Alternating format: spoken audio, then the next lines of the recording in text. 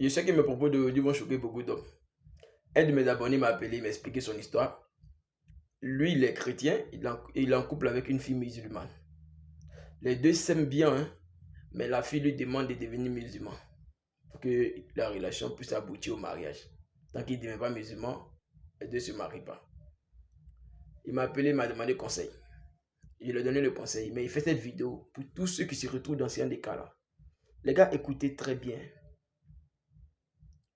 En spiritualité, là, il n'y a ni musulman, il n'y a ni chrétien.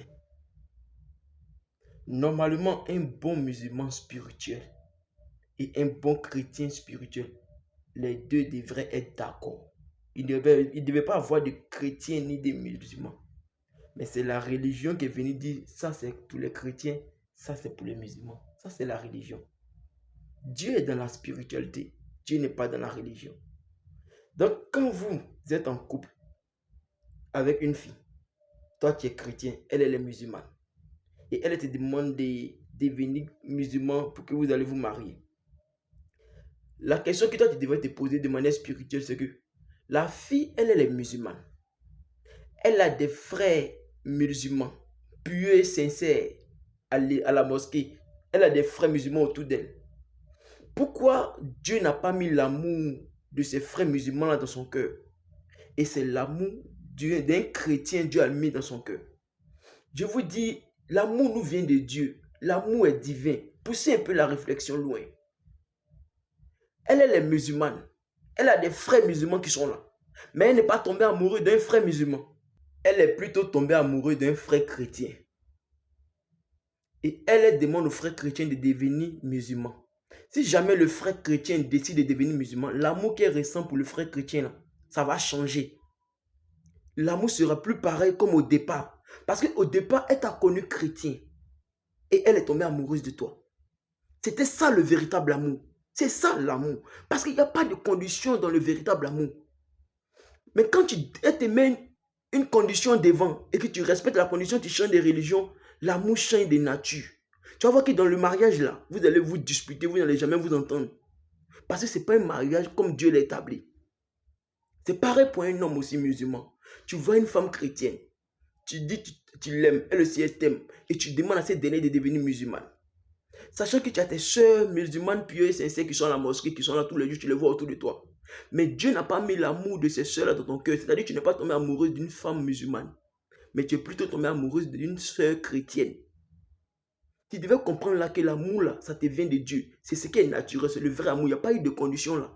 Mais quand tu demandes à cette dernière de changer de religion et de devenir musulmane, comprends que tu mets une condition dans l'amour. L'amour n'est plus naturel, ça devient plus naturel. Et quand c'est plus naturel, Dieu n'est plus dedans. Et tu vas voir que quand tu vas te marier avec cette femme-là, il y aura des problèmes dans la relation. 1, 2, 3 net, elle va te faire un chantage émotionnel.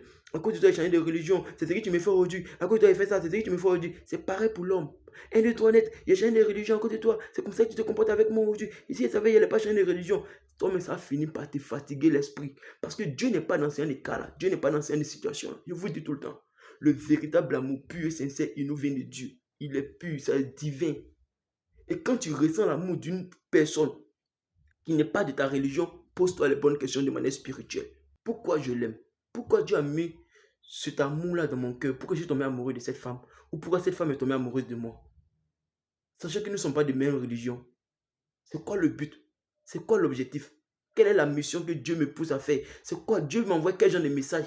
Voici comment un homme spirituel musulman réfléchit. Mais un homme religieux musulman ou une femme religieuse chrétienne, peu importe, c'est dans les deux religions, il est limité à là. Non, ça va à l'encontre de nos religions. Non, il est bloqué parce qu'il ne va pas plus loin que le bout de son nez. Il n'est pas spirituel, il est juste religieux. Soyez des hommes et des femmes spirituels. Arrêtez d'être des hommes ou des femmes religieux. Vous n'allez jamais comprendre le plan de Dieu. Vous n'allez jamais comprendre ce pourquoi Dieu met les épreuves devant vous. Parce que vous êtes simplement que religieux. Tandis que Dieu agit dans la spiritualité. Tant que vous n'allez pas pousser la réflexion loin et sortir des émotions et comprendre les choses de manière spirituelle, vous n'allez pas vivre le véritable amour. Vous allez rester sur cette terre-là jusqu'à vous allez dire, vous n'allez jamais connaître ni ressentir ce qu'on appelle le véritable amour.